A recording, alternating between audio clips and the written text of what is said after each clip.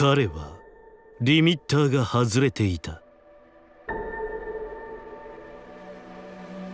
どんなに努力を重ねても生物の成長には制限が設けられている。強力すぎる力は持ち主に負担がかかり不具合を生じさせる。あるいは品性を失った怪人のように暴走を起こすこともある。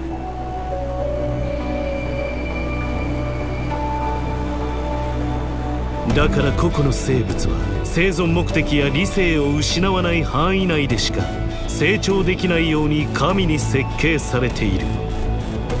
それがリミッターだ。だが彼は違った。平凡な出生、平凡な生活、何の素質も持たないただの一般人。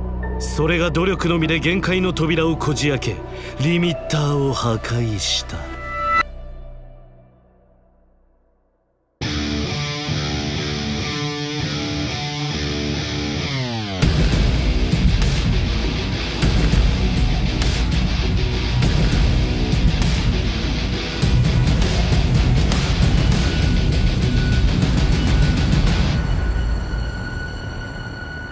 最強対最強。